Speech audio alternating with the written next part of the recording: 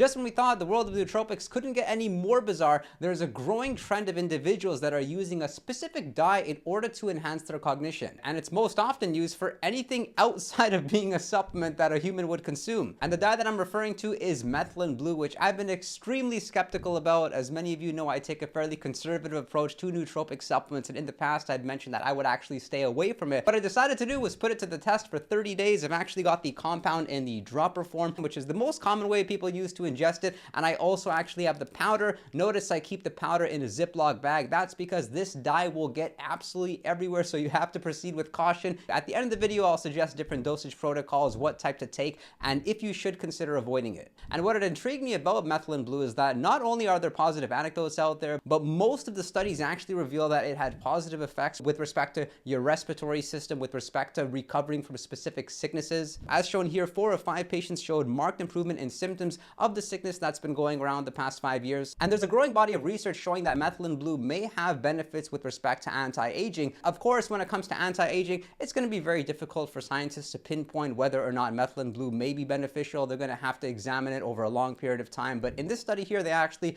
took mice, and what they had found that it only helped female mice prolong their lifespan. And one of the things I like most about Methylene Blue that really surprised me was I didn't come across many side effects as much as I came across positive anecdotes and very positive anecdotes. As shown in this anecdote, one individual mentioned that they no longer felt the urge for coffee or other stimulants when using Methylene Blue. Other individuals mentioned they felt like a new man. I'm 42, but feel like I'm in my early 20s again. And what's interesting is that users actually mentioned that they do better using less Methylene Blue versus using more of it. And after using Methylene Blue at a serving size of 20 milligrams to 40 milligrams once a day, I'll typically take it first thing in the morning. I've noticed 4 major benefits that I'm going to elaborate on. The first being increased energy levels. And what that feels like is better strength at the gym. I also noticed that my cardio sessions are slightly easier. And one of the things I really enjoy is that I seem to need less stimulants throughout the day. And I really enjoy that because I practice intermittent fasting. Often I need stimulants to keep me going, or I need to use one of my favorite amino acids, L-tyrosine, which I've talked about in this video over here. But I found that using Methylene Blue, I'm actually able to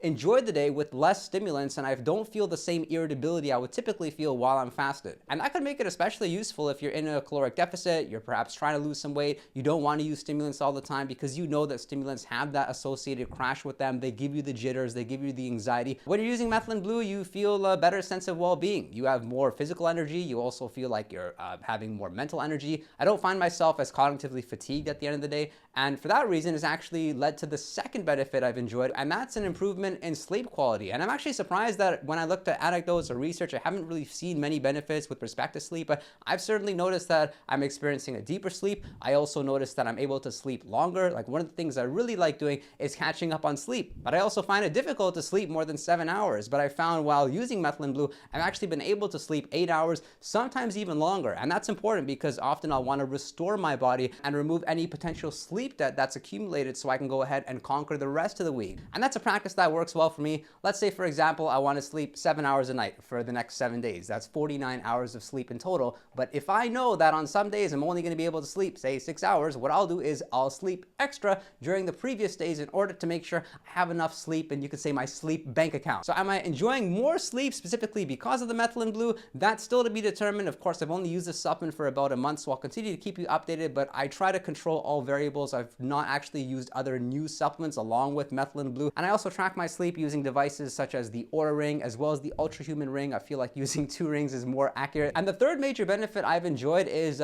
decreased levels of anxiety. I definitely feel less stressed. That may be because of the fact that I'm able to enjoy better quality sleep, but you'll also find that this is probably one of the more common reasons people use Methylene Blue. Most of the research points to it being good for recovering from sicknesses or helping individuals during a sick period. There are countless anecdotes of people mentioning that they're enjoying decreased levels of anxiety. And I don't necessarily refer to myself as an anxious person. I think that anxiety is very vague. There's like social anxiety. There's the anxiety about being worried about things in the future. But if I were to pinpoint like how Methylene Blue helps me with respect to anxiety, is I seem to overthink a lot less. And I feel I'm a little bit more present, which is comparable to lion's mane. When you're using lion's mane mushroom, you're not really thinking about the future or the past. You're able to be present, enjoy interactions with people. And I've talked more about lion's mane in this video over here, but I like the fact that with Methylene Blue, I don't get some of the side effects that I would get with lion's mane, such as demotivation or having like a loss of interest in things. And the fourth benefit that I've experienced is improved recovery. And this is important for me because I work out every single day, whether it's a light light cardio session or I'll lift weights. And I found that using Methylene Blue, I don't really feel the same joint pains. I also feel that I'm able to approach the next workout not feeling strained previously. And when you're not feeling recovered, it's the exact opposite, because you won't approach workouts with a positive outlook. You're going to feel mentally taxed. You'll feel like your central nervous system is absolutely fried, but I don't really feel that way when I'm using Methylene Blue. So I'm surprised that more people aren't talking about this. Maybe it'll happen in the future. Of course, that's one of the issues around Methylene Blue. Like, we really can't pinpoint the mechanism of action or how it's going to help individuals. And you'll find the anecdotes show a wide variety of benefits. The other thing Methylene Blue is not going to do is increase your testosterone levels or really help you with anything body composition related. Like I mentioned, it may help you with recovery slightly, but you'll not find that you're experiencing more libido or you're experiencing more strength in the gym. It also won't boost your metabolic rate for you to lose weight. So I want to remind you that we are all different. You may not notice these benefits. You may notice a couple of them. Even though we've yet to see any research where Methylene Blue was done on young, healthy individuals like myself and seen a cognitive improvement, one interesting thing is that Methylene Blue does efficiently cross the blood-brain barrier. So I was expecting to experience some of the cognitive benefits, including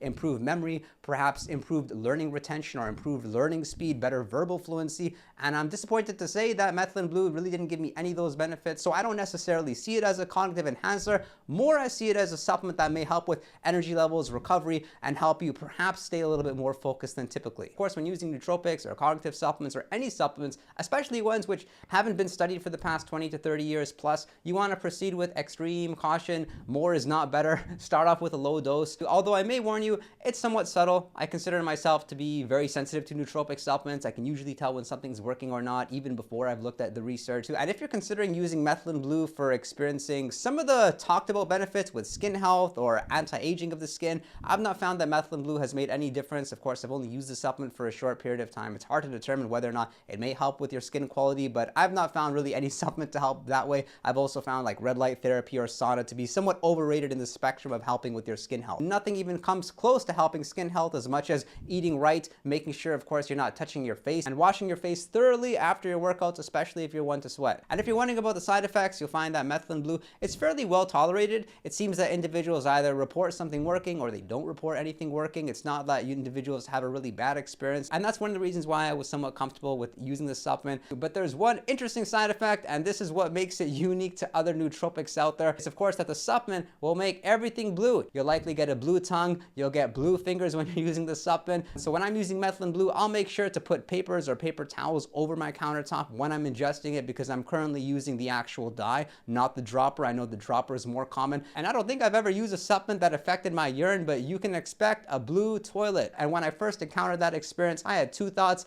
The first one was, what on earth am I consuming? And the second thought was, at least it's working. Again, if you browse anecdotes, you may see individuals report that they experience slight headaches when they're using it, but one approach you can do is just, of course, consume less of it and make sure that, of course, you're hydrating well, as dehydration is actually the leading cause of headaches. And with respect to dosages, you may want to start off at a small dose between 5 to 15 milligrams once a day. I prefer using it first thing in the morning. I'll typically wake up, wait about an hour, and then I'll consume the supplement along with my pre-workout mix. If you feel like you're tolerating the supplement well, or you're not really noticing any of the benefits, of course, you can consider increasing your dosage with caution, but I don't really see any reason why individuals would exceed a serving size of over 80 milligrams per day, because you'll likely experience the same benefits you would get from using like 20 to 40 milligrams once per day. And looking at the studies, there was also a variety of dosages that were being used. 1 milligram per kilogram of body weight was common in many of the studies, and I've also come across studies where they used more Methylene Blue, but they ingested it for a shorter period of time. As per this study, the individuals used 15 milligrams per kilogram